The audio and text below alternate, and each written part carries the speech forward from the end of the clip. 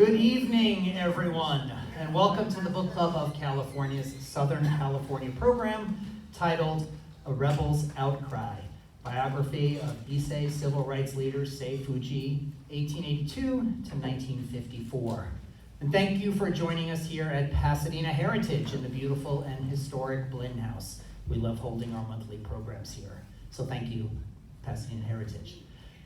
My name is Kevin Kosick, and I'm the Executive Director for the Book Club of California, and it's my pleasure to welcome you all, every single one of you, so many people. Thanks for joining us. And it's a pleasure to host the program this evening. For those of you that might be new to the Book Club of California, we are a nonprofit member and donor-supported organization that is dedicated to preserving and promoting the history of the book and the book arts. Oftentimes we do that with a focus on the history and the literature of California and the West. The book club publishes limited edition finely made books.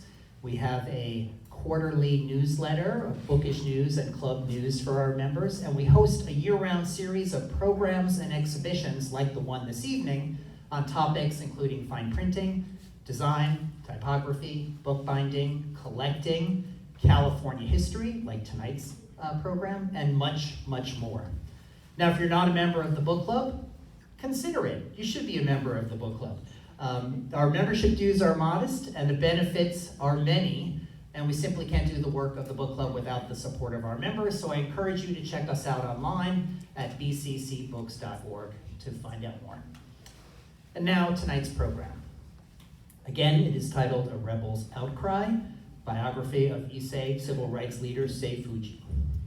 And we have something a little different for you tonight if you've been to book club programs before. We have an in-person presentation by author, filmmaker, and publisher Jeffrey G. Chin, and we have special guests from Lil Tokyo Reporter, the award-winning film based on Sei Fujii.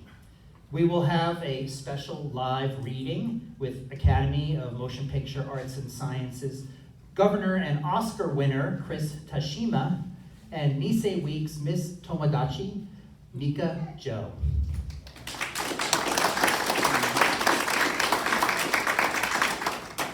So A Rebel's Outcry is an illustrated biography and detailed look into the life of Japanese-American civil rights leader Sei Fujii, known for overturning the California Alien Land Law in 1952.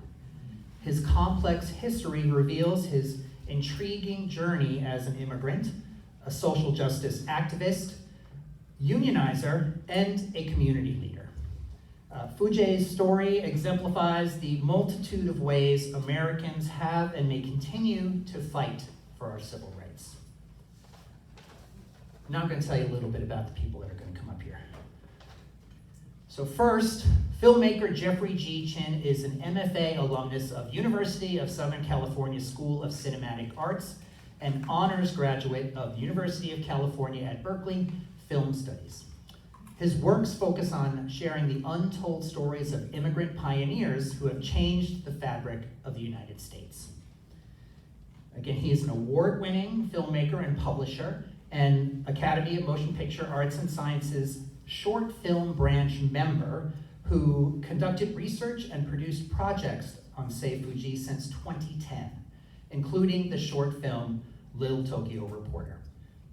Lil Tokyo Reporter won 21 awards and was accepted into the Cannes Short Film Corner. Jeffrey directs commercials, narrative shorts, documentaries, and feature productions. His commercial works include work for Mattel, AECOM, and others. He is also a protege of the late John Singleton. Now, Chris Tashima is best known as the Academy Award-winning director of the short film Visas and Virtue, in which he stars as Holocaust rescuer Chune Sugihara. Notable film appearances include Jeffrey G. Chin's biographical short Lil Tokyo Reporter and Paul K. Goodman's indie feature No No Girl, starring Mika Jo.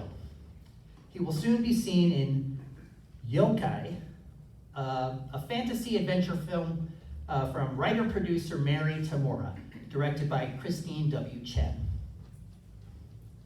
Last but certainly not least, Mika Joe is an actor and arts educator, passionate about amplifying the voices of underrepresented communities through theater and art. You can catch them in the film No No Girl, alongside Academy Award winner Chris Tashima, and in the Hawaii tour of San Jose's Taiko Swingposium later this month. They are also currently on the 2025 Nisei Week court as Miss Tomodachi, serving as a representative of the Los Angeles Japanese American community. Now, if you have questions for our guests, any of them, please hold them till the end. We will have a short presentation and then the live reading, and then we'll do some Q&A. So with that, I'm going to step away from this microphone and introduce our key or starter speaker, Jeffrey G. Ching.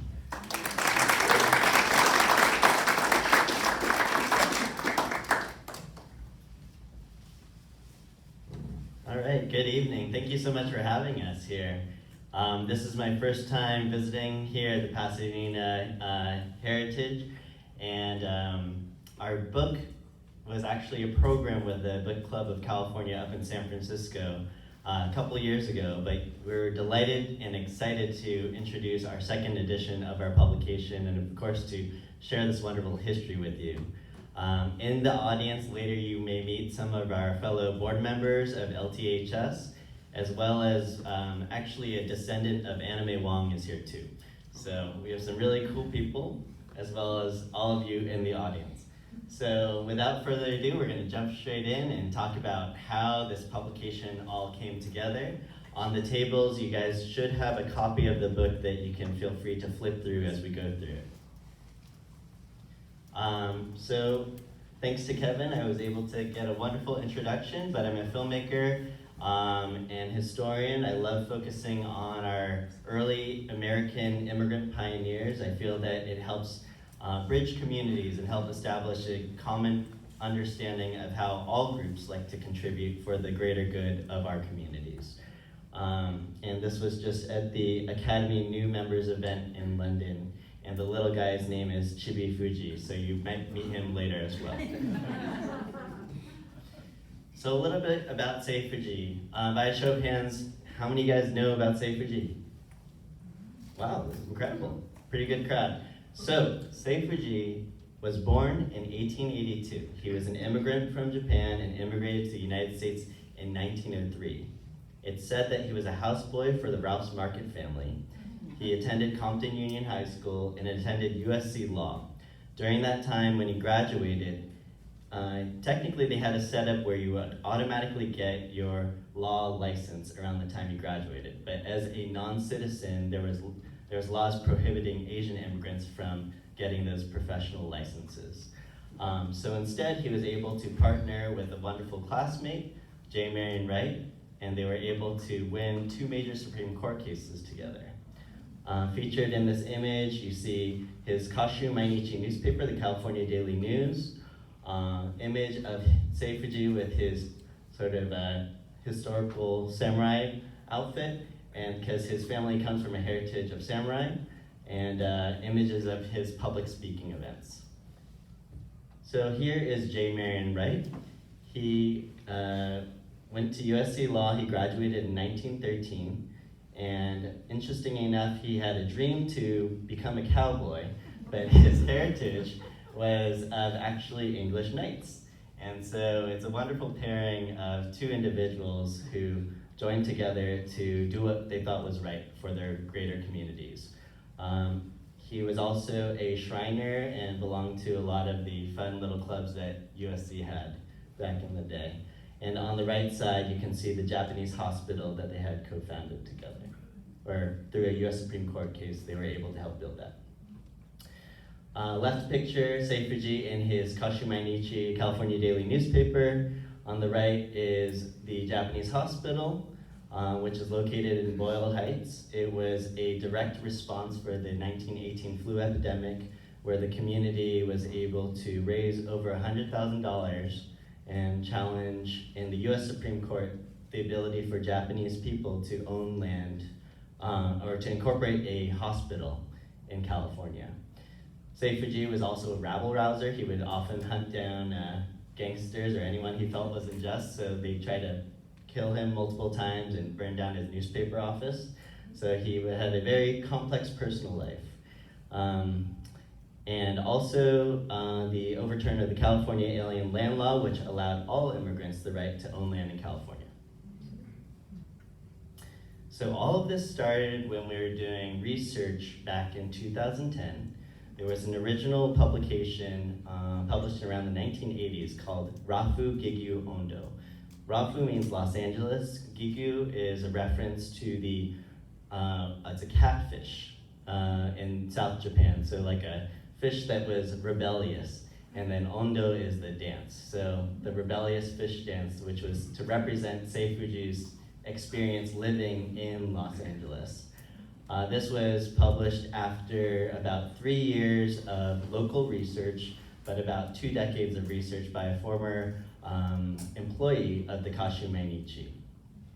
And so we were introduced to this book by the daughter of J. Marion Wright, who lived in Medford, Oregon. So featured here in the wonderful floral blouse is Janice Lamery. And in the wonderful pink outfit is Fumiko Carol Fujita. So we mentioned that we have our Little Tokyo Historical Society members here today. Carol Fujita is one of our founding members, and she was actually born in the Japanese hospital and basically spearheaded all of this research. And I was lucky enough to join along the way with my ambitions to try to make films. And then it became other greater projects as well. The family is still around. Sadly, Janice has passed away, but Alice, I'm still in touch with her. I just spoke with her last week. So wonderful family. And then also we traveled back to Japan. We went to Iwakuni in Yamaguchi-ken and met with Sei Fujii's granddaughter, Mitsue Akiyama. And through that, we were able to scan all of the historical family tree elements and historical photos and inquire about any details that we felt needed to be clarified. Because our book, the original text, was written entirely in Japanese, so we did not fully understand the history, and that translation in itself took about 10 years. I also went to Yamaguchi University, where we found the original yearbook when Sei Fujii was about to come to America. He had forcibly failed in his high school studies because his grandfather wanted him to become a politician in Japan. And lucky enough, he was able to come to America. So we traveled all the way to Sakata in Yamagata Prefecture. So if you look at the bottom right corner, many of you guys might have visited Tokyo. So Yamagata is on that sort of northwest corner or north corner of Japan. They're most known for incredible rice over there, and also is just sort of a small coastal town. But this original author, Kenichi Sato, was living there. He was about in his 80s or 90s, and it had been decades since he had even spoken English. And we were able to spend about a week with him, and through our interviews, he also donated his entire collection to myself and Carol, and the rights to be able to adapt it into our current publication. And alongside this, as mentioned, we made a beautiful and wonderful film, Lil Tokyo Reporter, starring Academy Award winner Tashima. It was a huge endeavor, and it was my first introduction with our work with the Little Tokyo Historical Society. It's about a 30-minute film.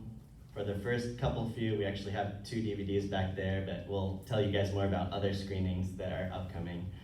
And it tells the story about when Sei Fujii had founded his Kashu Mainichi, and he is willing to risk his own life to protect his community against the injustice and crime going on. So that was 8 days of production, and we were able to travel it around, and we're still screening it to this day. So our book, why don't you guys take a look while we discuss it. So our book's about 230 pages or so, and so with the 10 years of research, the original text was only text. And what I wanted to do with it was that each page opens up with a tableau image, or each chapter opens up with a tableau image, illustrating what you're going to experience. So some pages show Sei Fujii on a train offering a rice ball to one of the lead chefs, and he called it his rice ball diplomacy, where he was making friends while traveling. Other images show Sei Fujii along the Mexican border, because back in the 1920s and 30s, a lot of Japanese immigrants, due to the laws prohibiting their immigration to the United States, were coming over the Mexican border. So in the smaller images you might see throughout also illustrate, sort of like the New Yorker, what's going on. Our layout design was done by Amy Inoue, and our editing was done by Naomi Hirahara, who you may know for writing the mystery novels that you guys have read. And original artwork by Takashi Uchida. The binding is something that I felt was always very special for us. It's a double-stitch Japanese stab binding, and also with the corners, with the second edition, it's a special Japanese corner cover. The second edition also has much finer print with it, and our book was lucky enough to win the gold prize for the California Book Award for contribution in publishing, as well as design with the Independent Publishers Awards.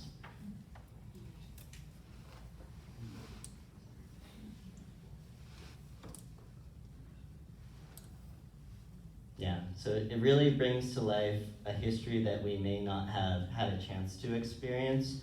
And even looking for images of Little Tokyo, there are only specific streets that have photography. So even this judge featured in this image, we referenced historical images to make sure that we were providing some sort of historical accuracy as we were reimagining the past. So with that said, our book is very lovely to look at, but one of the things I've noticed is that not everyone has a chance to read the book, even though they oftentimes pick it up.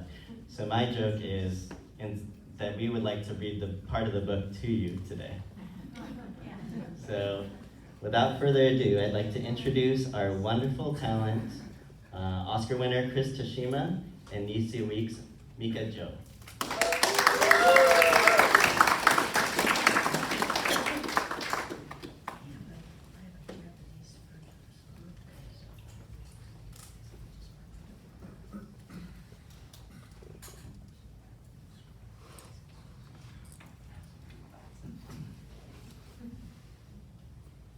Excerpt from A Rebel's Outcry, Chapter 2, Destroy Evil, Bring Justice, from the perspective of Japanese biographer Kenichi Sato. Central Street ends at the Buddhist temple. I heard there was a gas station and Inari shrine at the intersection of Central and Jackson. Jackson is no more, but I spy a street sign that reads Jackson Street, 300 East.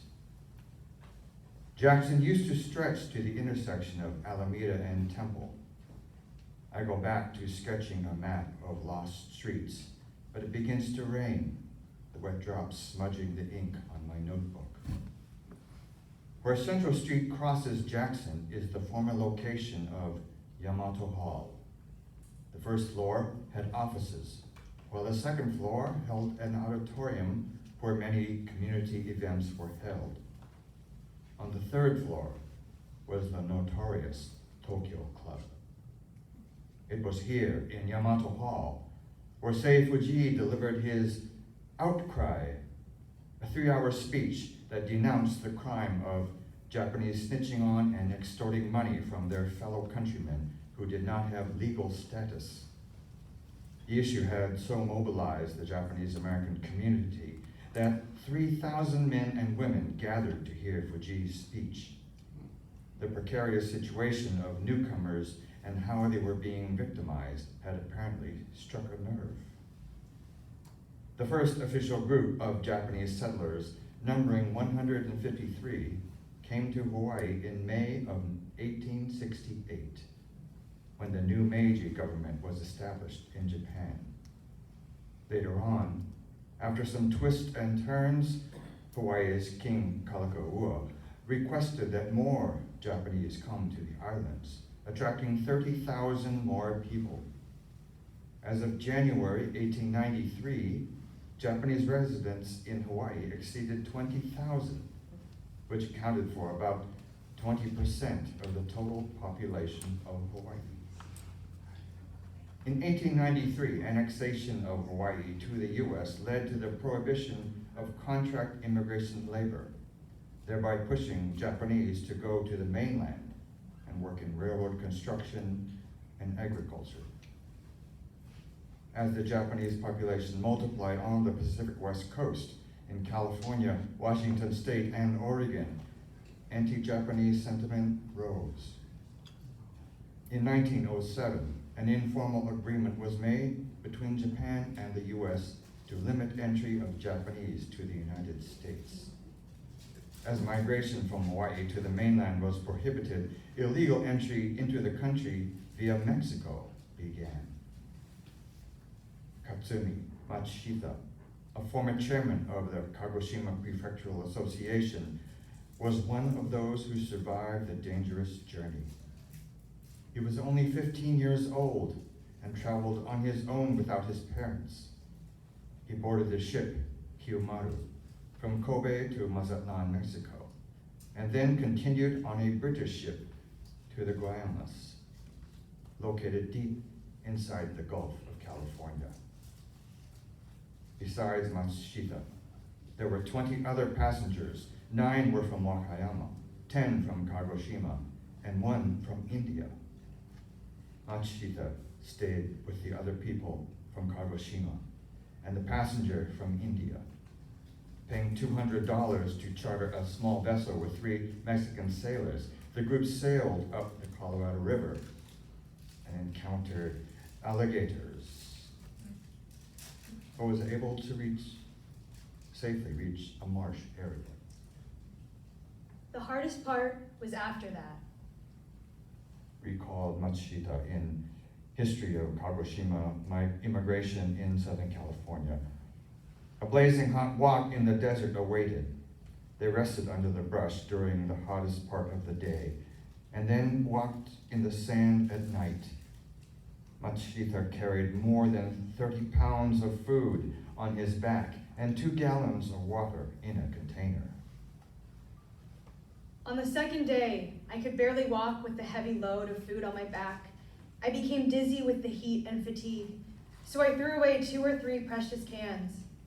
In the evening, as we dragged our feet feebly while encouraging each other, we saw a faint image of a crescent moon rising. Back home, Matsushita's parents were probably gazing at the same moon, wishing for his safe journey.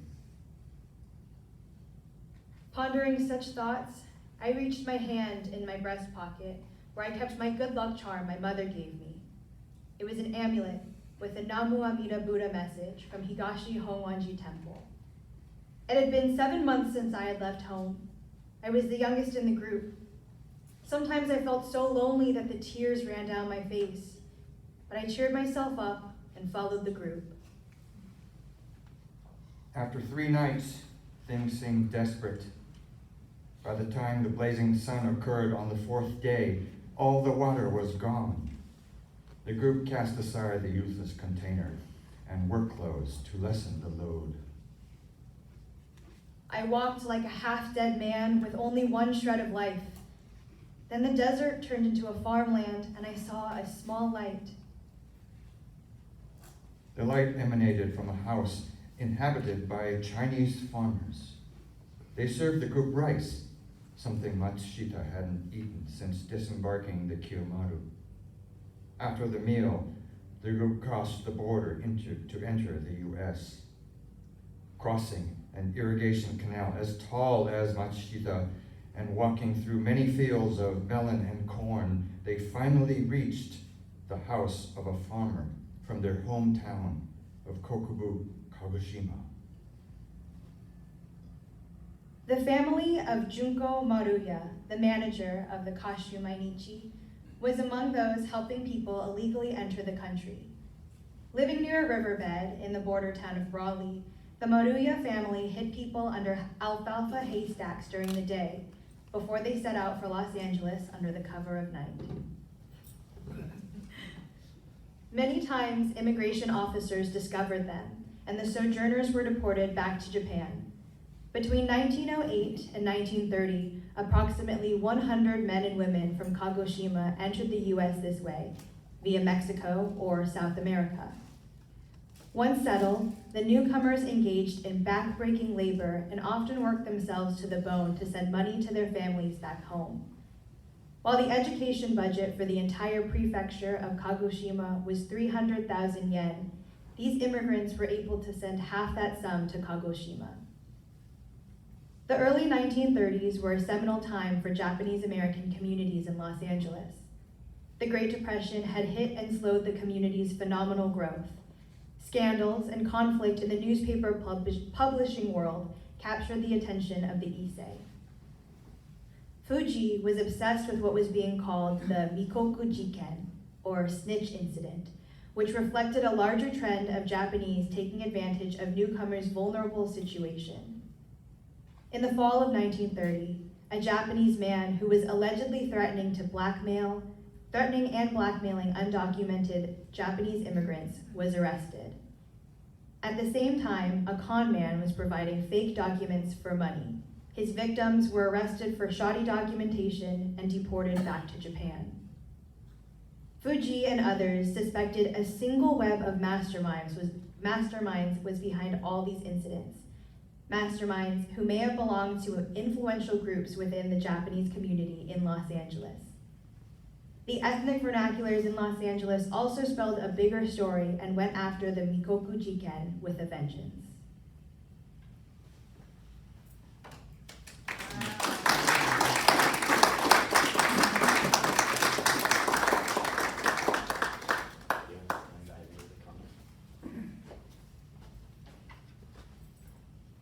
Thank you so much for that wonderful and beautiful reading. To hear it out loud, let's give them another round of applause.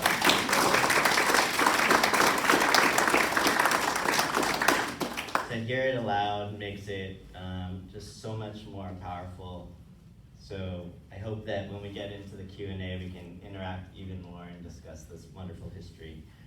So, as we mentioned, Lil Tokyo Reporter had its own legs. It would help introduce the history of Sei Fujii to the larger, not only Los Angeles communities, but people across the globe. In that, we were able to also help establish even more projects to affirm the great work he did, including a memorial lantern that we established in the Japanese Village Plaza, designed by Miles Endo, son of famed Kenny Endo taiko artist. We were also able to get historic designation led by Mike Okamura and Kristen Hayashi of our Little Tokyo Historical Society for the Japanese hospital. And so forever into the future, hopefully we get to be able to preserve the building and that history. And I feel like one of my biggest projects that I feel most proud about in this journey was when we were able to get Sei Fujii the very first posthumous law license for a Japanese American in the history of California.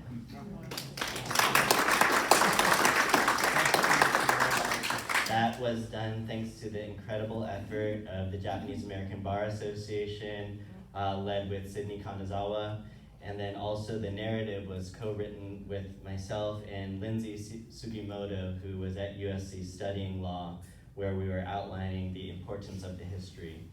Featured as well in the photo are descendants of J. Marion Wright and one of the legal partners, Owen Kupfer. And so that was one of my proudest moments along this journey. But there's more. So we have future projects that I'm very excited to share with you. And after I share some of this, we'll jump into our Q&A. We are currently working on a graphic novel that explores more thoroughly the history of Sei Fujii's experience and journey. And Chris, I might need your aid in reading some of this text. So these are exact words from Sei Fujii when he was attacked after trying to run these gangsters out of town.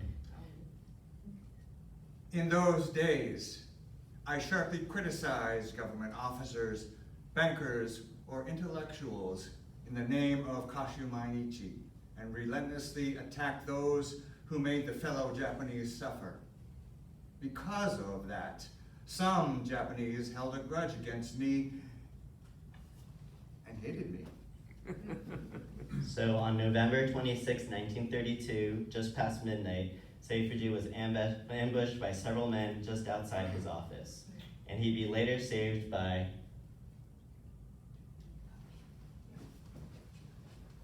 On November 26th, on the very last line. It was later saved by a pimp. named Wakamoto.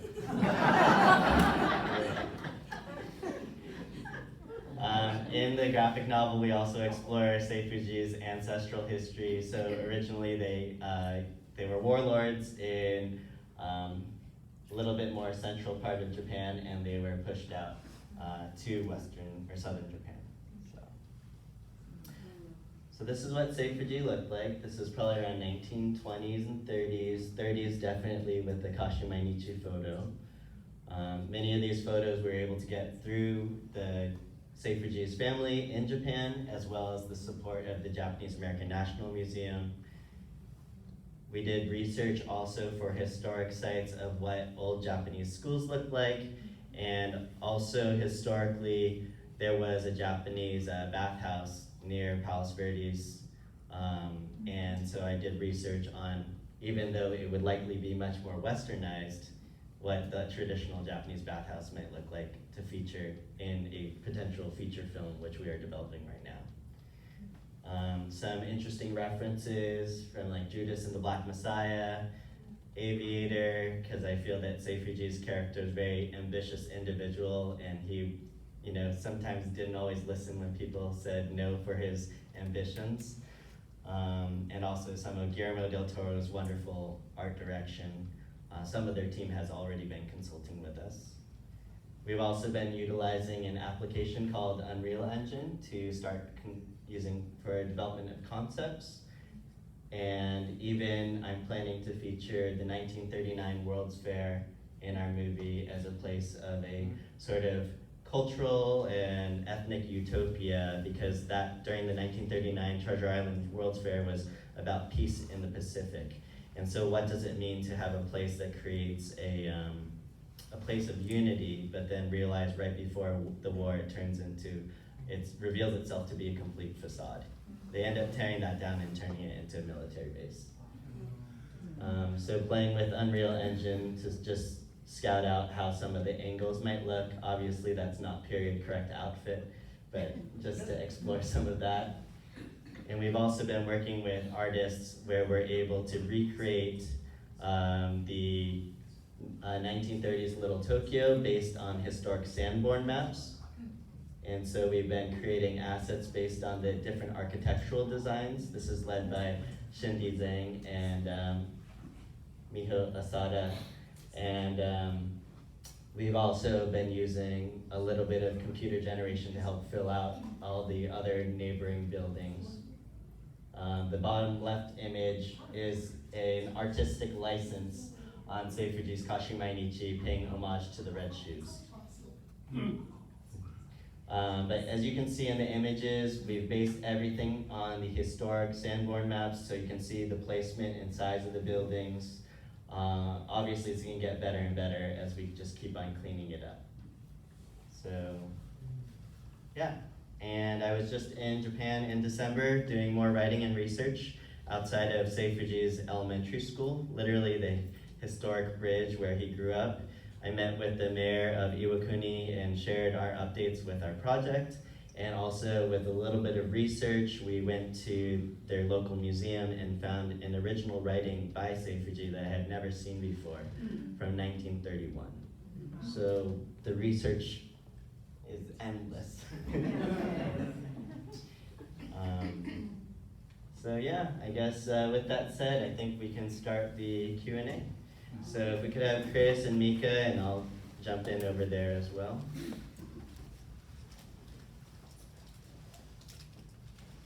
We're gonna do over here? Yes. Chairs for everybody to get the microphone.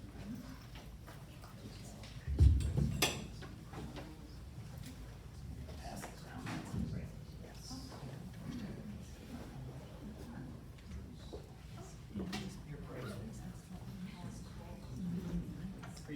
want to facilitate? You want me to call on people? How do you want to do this? Sure, if you can call on people. So let's start up here in the front with some questions. This has been fantastic, thank you. I have seen the short film about Sei Fujii, and so you're thinking about doing a feature length, kind of expanding the story, more character development. What's your?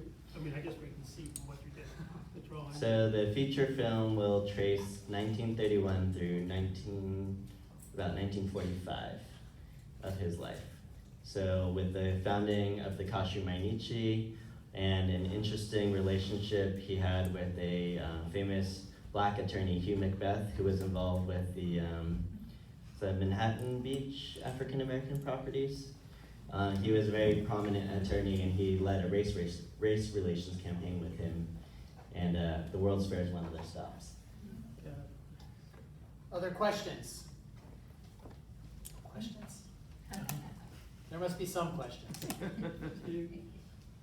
Tell us about the graphic novel. That's my interest. So the graphic novel is still very much in progress. Okay. Because I'm constantly learning, and I'm trying to make sure that the experience is very unique for the reader. So I sort of like how when Wes Anderson did Fantastic Mr. Fox, he broke the formats of stop motion. For a graphic novel, it might be changing the style and tonality based on the emotion that the audience should be experiencing. So we're going through a bunch of passes with it. But I think it'll be broken into 3 different graphic novels.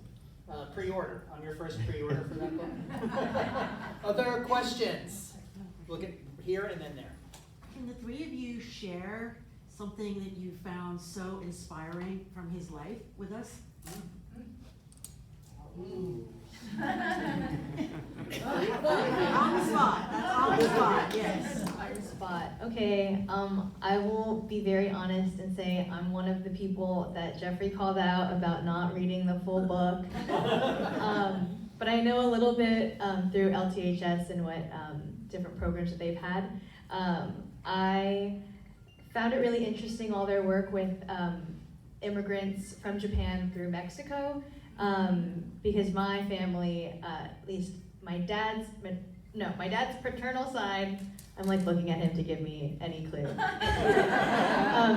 Yes, my dad's paternal side of the family immigrated first to Mexico and then to America, and so that feels like very personal to me. So that's something that was very interesting, and I guess also inspiring.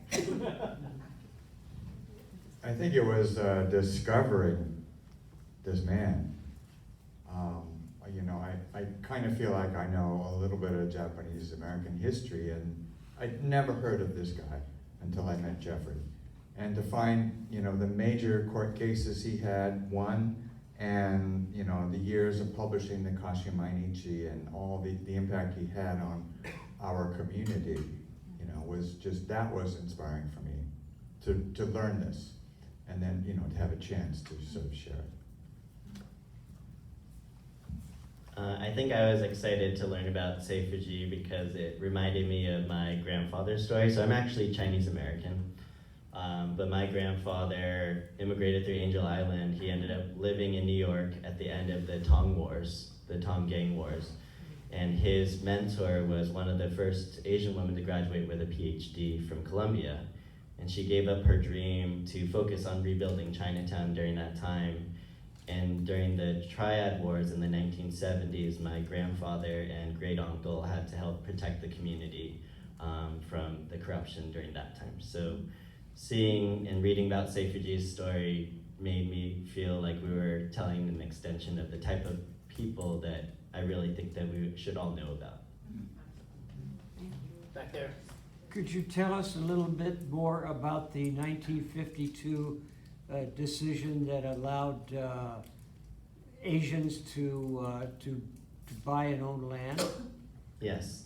So the Alien Land Law was established, and Mike, you might need to help me, I believe 1913.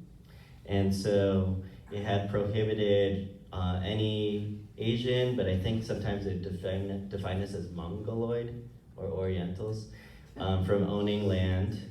And close to post-war, there were several different groups trying to purchase land.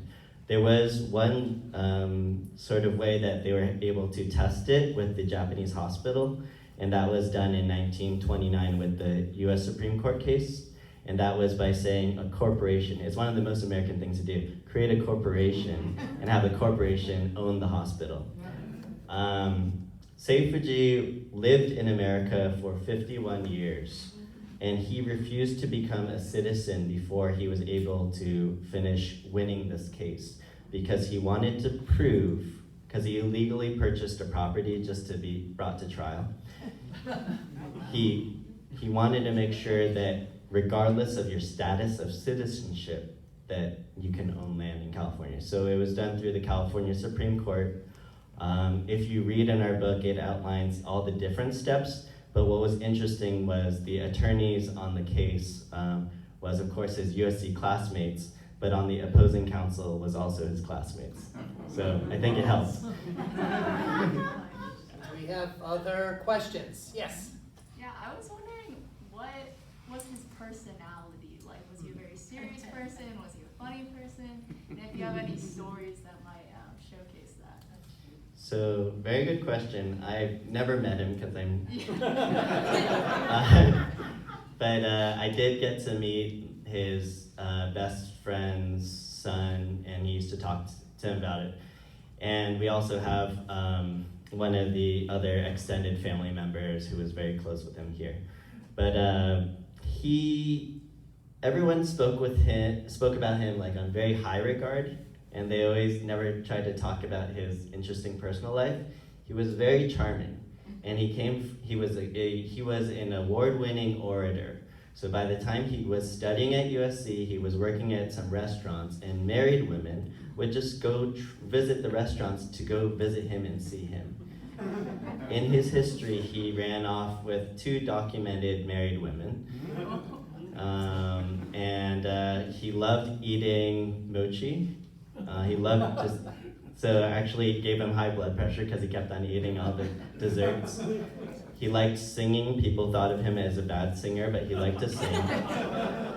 And connecting with Nisei Week, actually with their celebration of anniversary of the Kashu Mainichi, they were celebrating so much that one of the people at the event said, why not bring it out to the street? Which led to, this is the mythology of it, one of the first street ondos in Los Angeles, and only a couple of years later, they had Nisei Week celebration, the Japanese American pageant. Wow, I'm a bad singer and I love mochi too. I think you're ready. I haven't run away with 2 married women. So we're good there. We got that covered. Any other questions? Carmel. I'm noticing he lived here during the time when we had, I guess, internment camps for the Japanese. Tell me a little bit about his experience in that, if you know that. So, also featured in the book, he was sent to Santa Fe, and what was the other one?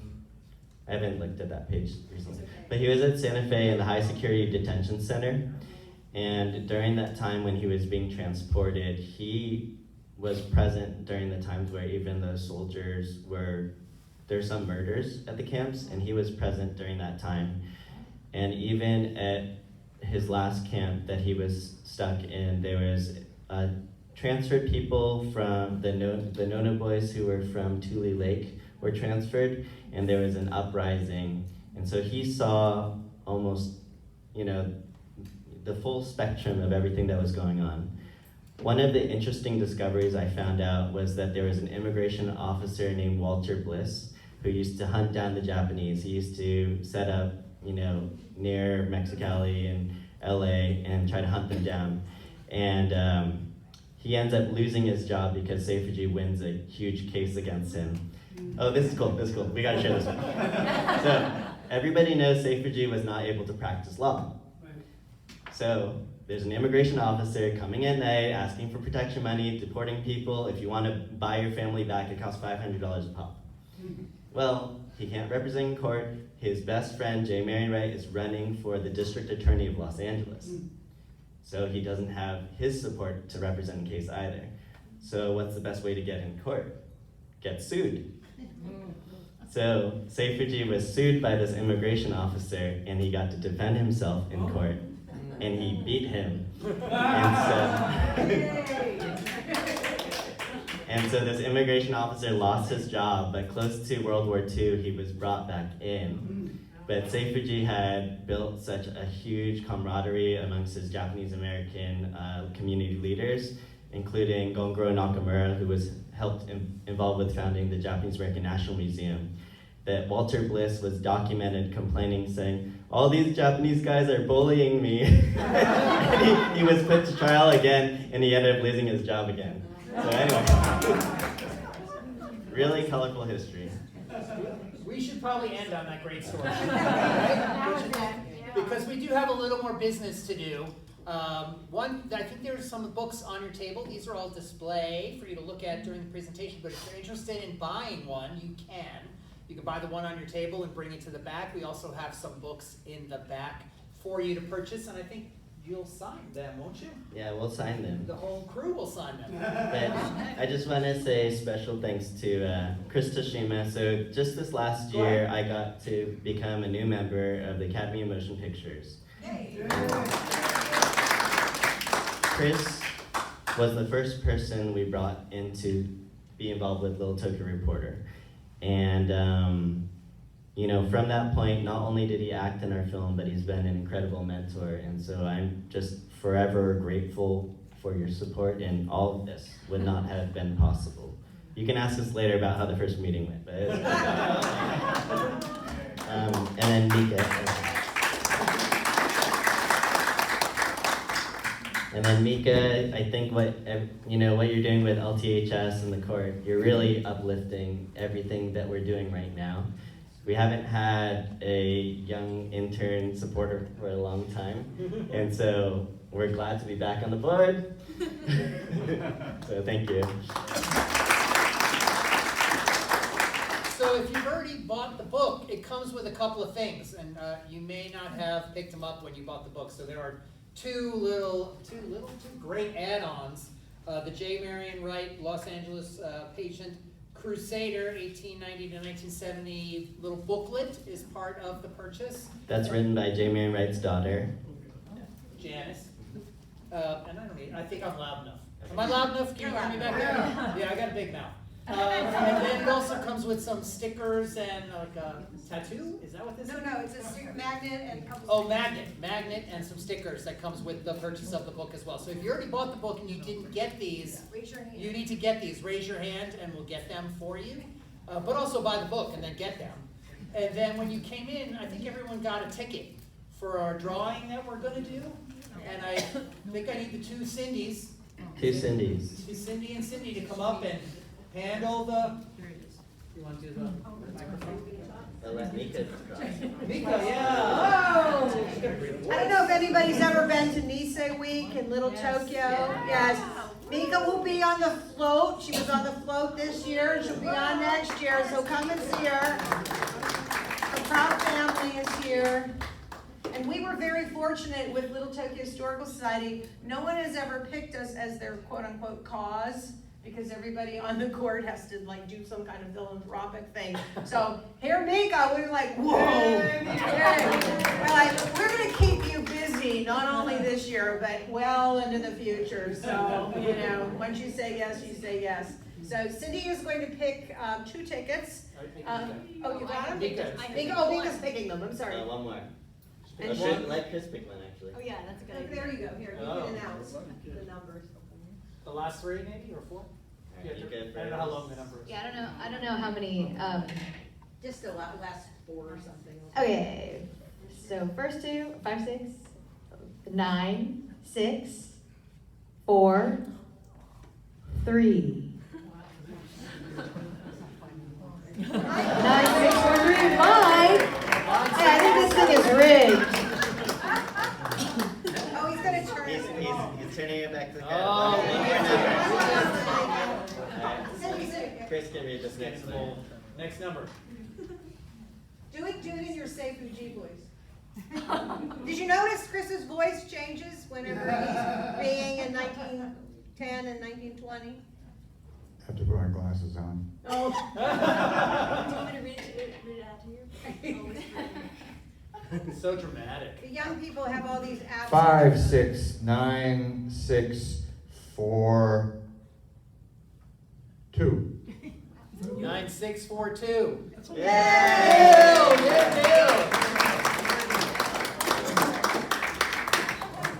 And then second And prize. then we got another prize.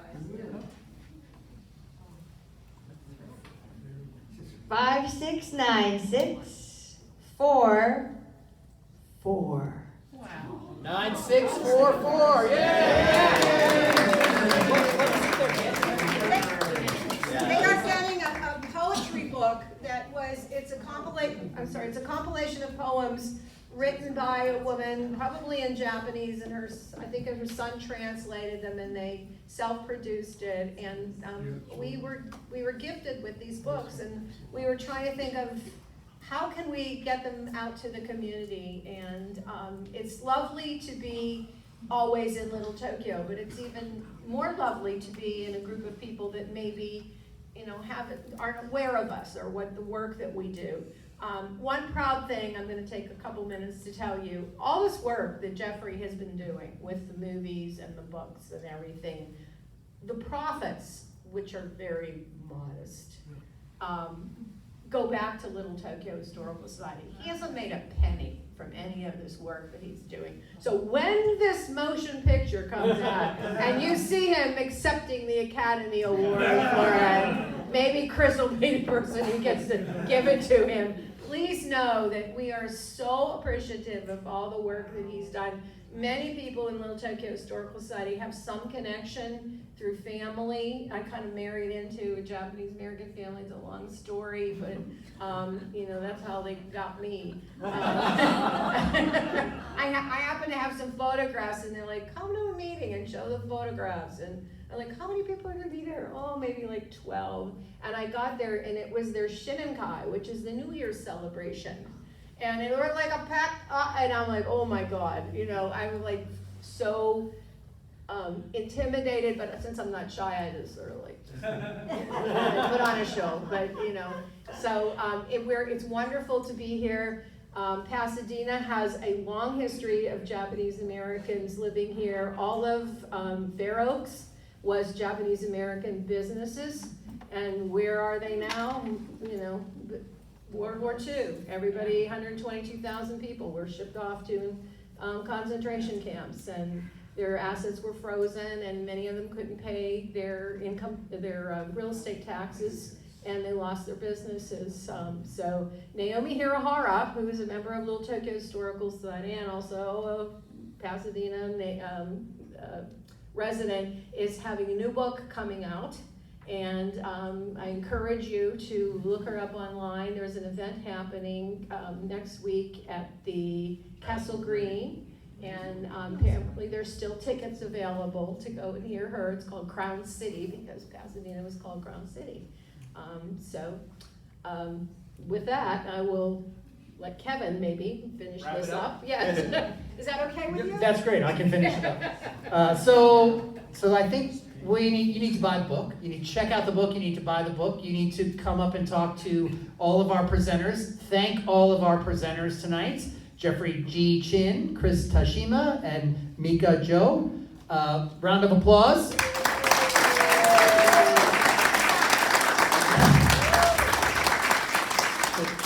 So check out the book, get the book, they'll sign the book. Thank you all for coming. We hope to see you at another Book Club of California program here. We're here the second Wednesday of every month with a program. There are calendars of book club programs on your tables. Please take one. There's lots of other literature on your tables too. Please feel free to take those and support the Little Tokyo Historical Society and the Book Club of California. Thank you everyone for coming, and we'll see you soon.